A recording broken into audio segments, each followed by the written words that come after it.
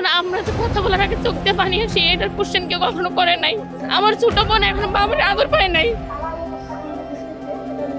কথার আগে চোখ দিয়ে পানি বেরোচ্ছে, কেমন কষ্ট ছিলাম আমরা, এটা তো সবাই বোঝার কথা। 4 বছর বয়সে বাবার ভালোবাসা থেকে বঞ্চিত হন ইশরাত জাহান।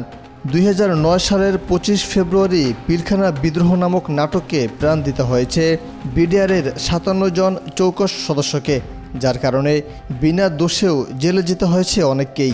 2009 সালে যে পিলখানা বিদ্রোহ নামে যেটা চালাচ্ছে, এটা কিন্তু বিদ্রোহ না, এটা সম্পূর্ণ একটা হত্যাকাণ্ড হয়েছে। এর মধ্যে আমার বাবা এখানে ছিল চিকিৎসা দপ্তরে। এখন আমরা তো কথা বলার আগে চোখ দিয়ে পানি আসে, এটার কোশ্চেন কেউ কখনো করে নাই। 16 বছর আমার আব্বু ছিলাম আমরা, আমার ছোট বোন এখন বাবার আদর পায় নাই। এত কষ্টের পরও আমরা কোনো পাই না। আমরা একটা বর্তমান অন্তর্বর্তী সরকারের কাছে নতুন একটা ভাবছিলাম যে ভালো কিছু আশা করছিলাম, কিন্তু তারা স্বাধীন তদন্ত কমিশন গঠন করে অফ করে দিছে। এর কারণ কি? এটা তো সম্পূর্ণ সন্দেহজনক। আমরা আমাদের ফ্যামিলিতে এত কষ্ট করে চলতেছি, এর তো কেউ কখনো খোঁজ দেয় নাই।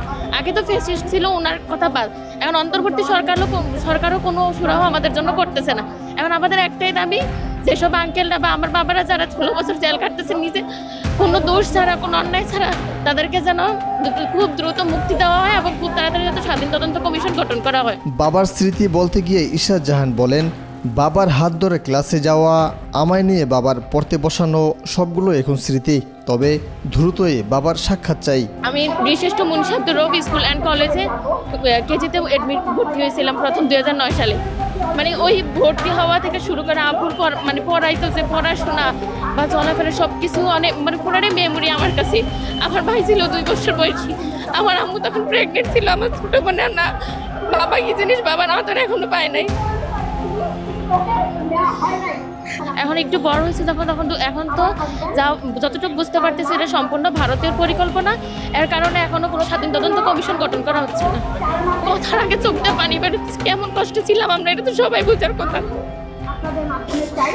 বিডিআর হত্যাকাণ্ডের কথা বলতে গিয়ে ব্রিগেডিয়ার জেনারেল হাসান নাসির বলেন, কম সংখ্যক বিডিআরকে অর্থের অভাবেই এই হত্যাকাণ্ডে জড়িত হতে প্ররোচিত করা হয়েছে।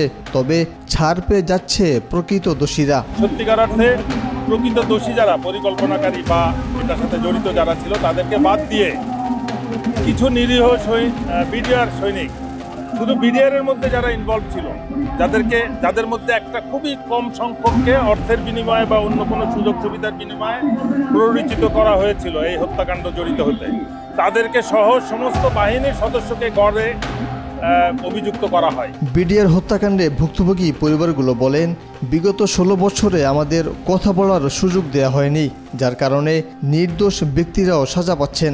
দ্রুত তদন্ত কমিটি গঠন করে দোষীদের শাস্তি নিশ্চিত করার আহ্বান তাদের।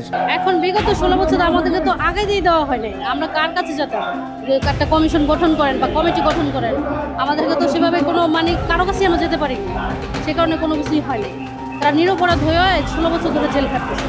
আমাদের দাবি একটাই, এখন যারা জেলবন্দি বিডিআর রয়েছে সবাইকে মুক্তি দেয়, আমাকে যেন মুক্তি দেয়। আর আমাদের একটা নতুন তদন্ত কমিটি করার কথা ছিল, বাট গত পরশুদিন এটা তারা বলেছে এটা হবে না।